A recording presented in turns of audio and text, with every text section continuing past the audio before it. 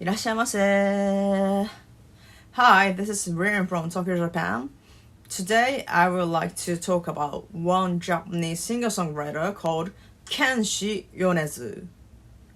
And first of all, let me use this curse word, but it's true. Let me tell you, Kenshi Yonezu is fucking genius, okay? So, genius is, in Japanese, we call it tensai. Tensai. Ten means like above or heaven, and sai means talent. So tensai means like a tensai person is like gifted from the above, or not heaven, but gifted from above. Yeah, but please remember this term because I'm gonna talk about another musician, maybe next video, but his is not called tensai. But anyway, please remember today's Japanese one word is tensai. Okay. So, if I introduce about Kenshi Yonezu, I'm not gonna say something like, well, Kenshi Yonezu, he's a genius, and his biggest hit was called a song called Lemon, and his first album is blah blah blah blah. Well, no, I don't want to do that. If I do that, I will do it thoroughly, you know? So, okay, let me start. Kenshi Yonezu was born and raised in Tokushima Prefecture, which is really countryside. And he was born in March 10th in 1991. Yeah. He's really tall as a Japanese person. His height is 188 centimeter. Sorry, I'm not quite sure how to say it in like Western or American measurement. But it's really close to the NBA player Steph Curry. That's all I know. So he's really tall, but he's really thin. And also, his blood type is O. For your information, in Japan, most of people know their own blood types. For example, my blood type is A. I think this is kind of like not common in US, I think. I don't know about other countries, but yeah, we all know. Sometimes there's really few people don't know, but in Japan, most people know their own blood type. So anyway, in 2009, Kenshi Yonezu started his music career as a Vocaloid producer. Do you know Vocaloid? Like Hatsune Miku? So Vocaloid is like you can make them sing. So Vocaloid is the machine or software, and then it has a for example, Hatsune Miku, it has a girl's voices, all of them, and then you can just put the command, then it sings as you want. So Kenshi Yonezu started to build up his career as a Vocaloid producer, which means he wrote a song, he wrote a melody, he wrote the lyrics, and moreover, on top of that, he was making his music video too on Nico Nico Douga. Nico Nico Douga is like a platform where you can upload any kind of videos. It's close to YouTube, but it's totally different. But if I talk about Nico Nico Douga, it'll be so long, so yeah, just admit it. So Nico Nico Douga. And Kenshi Yonezu, at the time, he was using the name Hachi. And he was already a big name without revealing his face or real name or anything. And he has some million hit songs with Vocaloid. I don't know the precise number of the songs, but when he was teenager, he already had 1 million songs on Nico Nico Doga, and most famous song is called Matoryoshika. I think that's a Russian term. There's a doll, and then you open it, and then in the same doll, the smaller one is in it. It's like never-ending thing. So Matoryoshika was like a phenomenon. Everybody cosplay the two girls in the music video, by the way, and then some cosplayer try to wear and put the makeup same as Matoryoshika videos or something like that, and that was so overwhelming big hit. So he had already had a huge fandom before he debuted as Kenshi Yonezu himself. In 2012, all of a sudden, he uploaded a music video, Go Go Yuresen. Yuresen means goat ship. And he released the first album, Diorama. Actually, in Japanese language, we say diorama. And diorama kind of sounds like doll. But anyway, so he released the album from the indie level without any advertisement or tie-ups. But there's a chart called Oricon chart in Japan.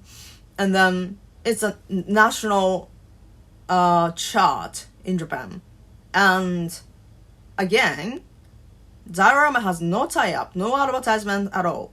But it was placed in the best 6 on Power Week, which is very impressive and very extraordinary thing for the indie CD, which is insane, really. But you know what? Kenshi Yonezu actually got disappointed because he thought he could be number 1. Well, I'm not gonna explain his whole works. So now, I would like to tell you about his background. So as I said, he was born and raised in a really countryside place. But in this magazine, Rockin' on Japan, this is the most influential music magazine in Japan. And Japan is it is just the title of the magazine. And this is Kenshi Yonezu, and this is his name. Also, I also have this one too, same magazine in Japan, and here his face. And actually becoming the cover of this magazine is a big thing to the artist. So in this long interview, he actually confessed that he has a high functioning autism, but he found it when he was 20. So he must have been suffering or struggling or hard time to dealing with relationship with other people, I guess. Also,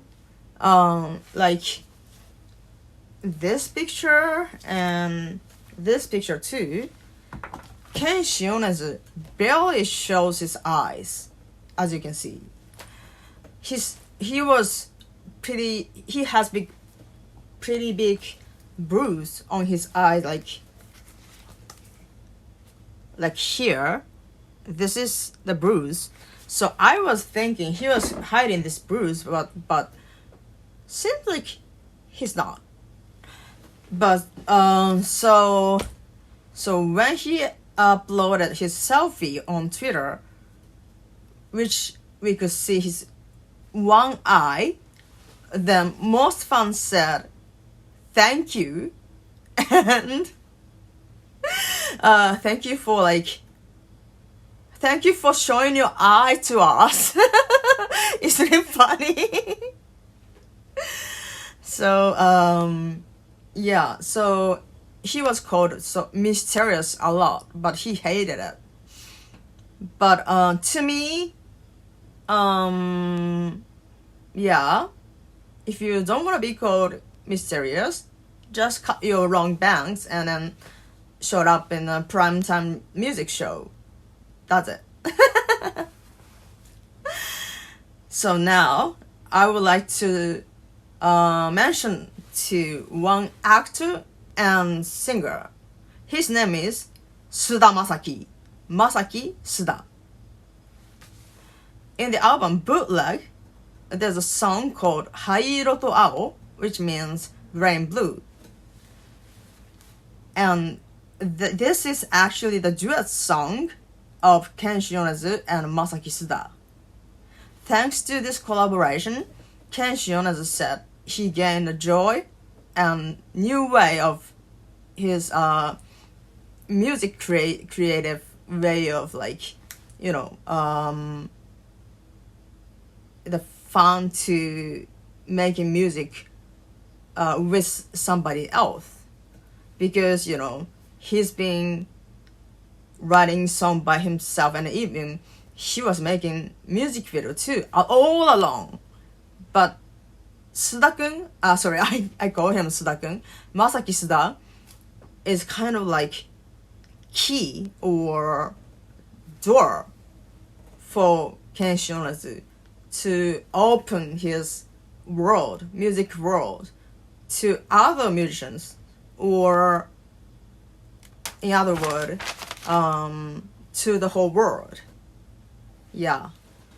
So now, Kenshi Yonezu's very first interview on this Rock and Roll magazine, interviewer asked him at last, "What is your ambition?" And Kenshi Yonezu answered, "I want to be like Ghibli." Do you know Ghibli? Ghibli Studio? The anime company,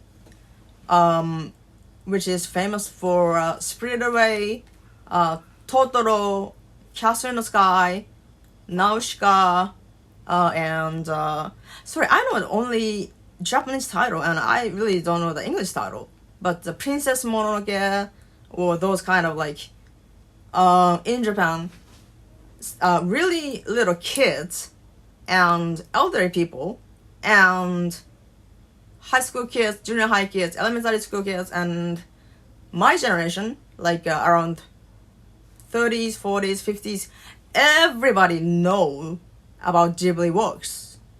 So Kenshi Yonezu said, "I want to be like that." So it sounds like impossible for the rock and roll music, but actually now he is, because he actually written a song called Paprika. And it was NHK's offer. NHK, do you know NHK? NHK is like a Japanese national TV channel, and it's like BBC in England. So NHK offered Kenshi Yonezu to write a song which cheers up the whole country, I mean Japan. Then Kenshi Yonezu wrote a really pretty song, cute song called Paprika, and let the kids called Hurin to sing that with the pretty dance. So if kids see the TV and try to dance it, their mothers have to remember how to dance, And then as for junior high school kids, of course they're listening to Kenshi Yonezu as a pop or rock singer-songwriters. Maybe university students too. And like our generation, we listen to Yonezu Kenshi Yonezu because the song is really good. And then Paprika also opened the door to the 40 and 50s people because their grandchild children are dancing with the Paprika. So it is crazy thing now about Yonezu Kenshi, Kenshi Yonezu in Japan, because his CD, not the digital song, I mean digital album, but his CD is actually sold like 2 million copies, I think. The latest album was released last August, but man, that was really big, huge hit. Yeah. So, yeah. By the way, as I said in the introduction part, his biggest hit is called Lemon, but it's a only ballad. And my favorite song, my anthem, is a song called Loser. So please check that out and let me know how you think, what you think, or how you feel about the song on the comment, please. Please. So that's all for today from me. So don't forget to subscribe my channel and leave the good button. So thank you. Bye.